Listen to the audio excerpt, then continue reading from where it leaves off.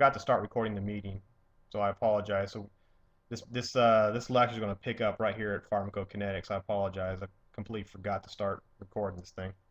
Um, yeah. All right. So anyhow, one thing I want to add, if you're taking notes, now that I can catch this on audio here, is what's called the biological half-life. Okay, and this isn't on the slide, and this will be getting recorded. But if you're taking notes, you can write this down. But the biological half-life is the time to metabolize 50% of the drug. That's what biological half-life is.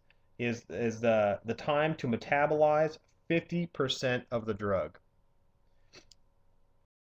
Full elimination of a drug from the body is considered to be 5 half-lives. So here's an example. So you take a drug, you take 100 milligrams of a drug, okay? So 100 milligrams, oh, I wish I could write with this stupid thing. 100 milligrams of a drug, and its biological half-life is 30 minutes. 30 minutes.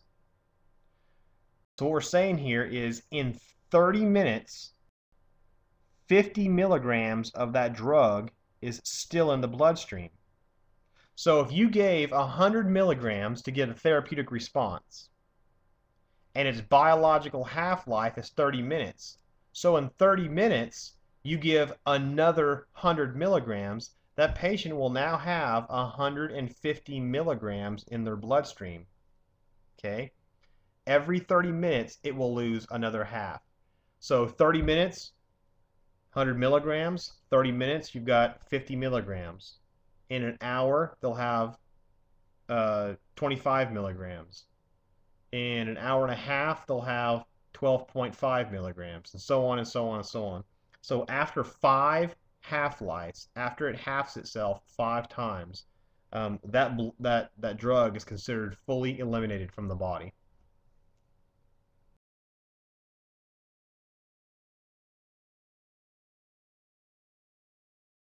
And then elimination is just the process of actually getting the drugs out of the body, primarily through the kidneys. So remember, biotransformation takes place where? The liver. The liver produces metabolites, and then the elimination of the metabolites takes place in the kidneys. Okay, but it could also happen in the lungs. It could happen in the liver, the lungs, intestines. You could sweat it out, but usually it's in the kidneys. Okay.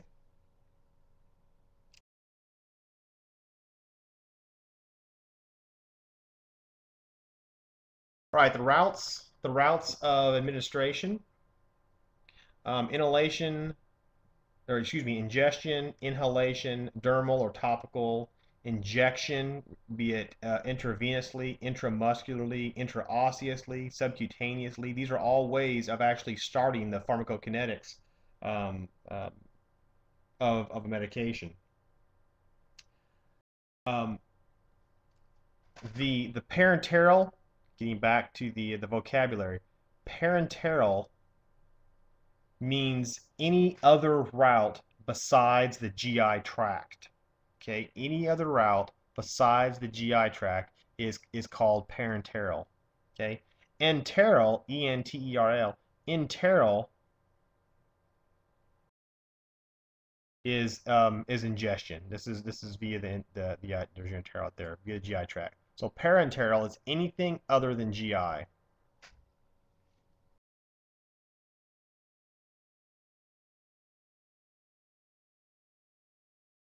So one thing to keep in mind is that the most effective route, these are the most effective routes to the least effective routes. Okay, so the most effective meaning the fastest route to the least effective. So IVIO, sublingual, inhaled, intramuscular, subcutaneous, ingestion, topical.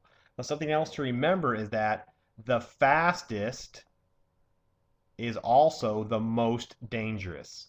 Okay, the ones that go in slower, your topical medications, are a whole lot safer than these ones that you put in the IV or IO. These are almost instantaneous. Remember I talked about the six rights, that it's a bullet in a gun, and once you pull that trigger, it's a done deal. You can't retrieve it, you can't pull it back. So the fastest and most effective meds are the most dangerous.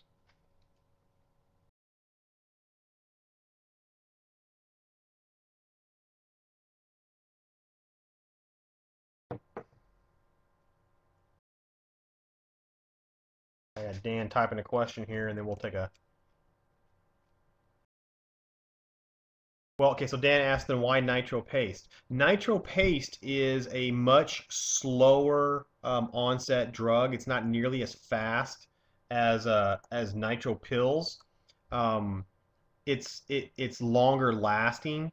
So instead of people waiting for a flare up before they take a nitroglycerin pill and then to relieve it, if they have chronic angina or unstable angina, what they'll do is they'll have a nitro paste that slowly absorbs into the bloodstream and helps keep those vessels dilated open. That's what nitro paste is. So nitro paste is way safer than nitro pills, but once it gets in the bloodstream, it does the same thing that the nitro pills. It just takes longer to do it, and it's longer lasting because it stays on the skin longer. All right, we've been going for almost an hour, so we're at 50 minutes. Let's take 10 minutes. Everybody go tap a kidney, get yourself some coffee, slap yourself around a little bit, and we will press on with this. I will catch you guys here in 10 minutes. I'm gonna go kiss my baby girls goodnight because they're all looking at me through the door saying, "Why won't Daddy come hug us?"